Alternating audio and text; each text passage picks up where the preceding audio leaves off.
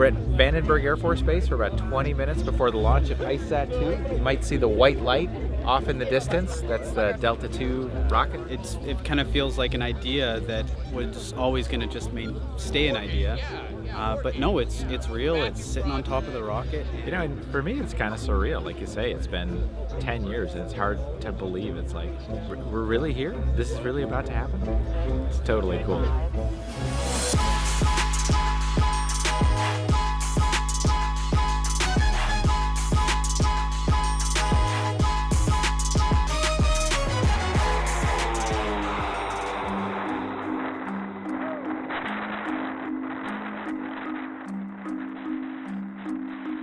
This is Dr. Tom Newman.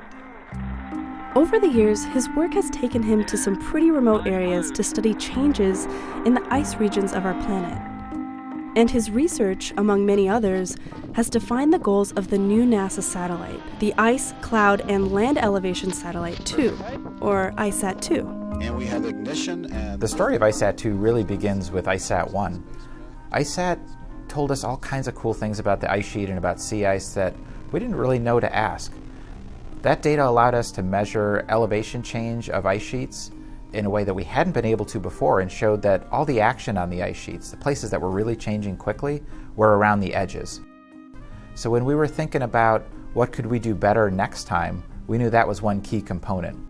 In addition to the edges of the ice sheets, ICESat-2 needed to measure a dimension of sea ice that remained elusive: its thickness.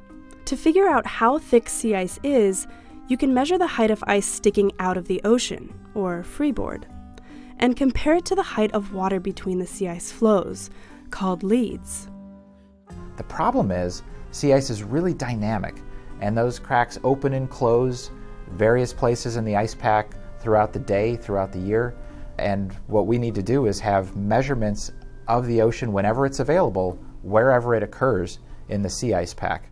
To solve that problem, ICESat-2 was designed with a fast pulsing laser instrument to take precise, near-continuous measurements across its 3 pairs of beams. For 10 years, everything about the mission was designed to measure rapid changes in the most rapidly changing part of the cryosphere. But it has to get into space first. But it's a huge transition going from the ground to in space. We've spent better part of 10 years, thousands of people have been involved, and actually seeing the rocket there on the pad with all of that work kind of all put together in one place, it's pretty amazing. And then getting up in the middle of the night to go watch the actual launch, it's sort of surreal in a way, because you've put so much time into it for so long, and actually seeing it over there is like, whoa, you know, it's a big deal. 4, 3, engine start. 2, 1, 0. Best off. 1.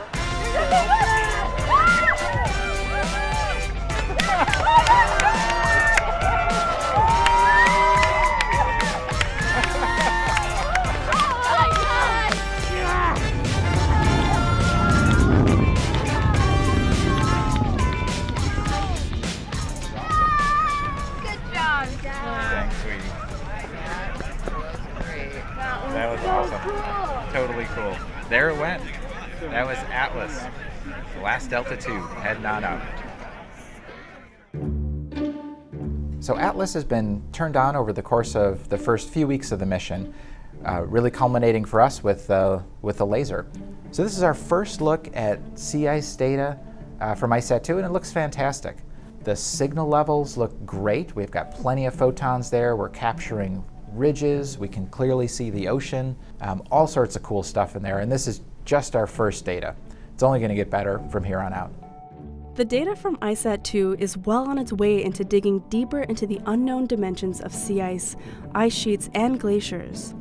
It will shed light on changes in sea level and global weather patterns, and once again find new things about ice we didn't know to ask.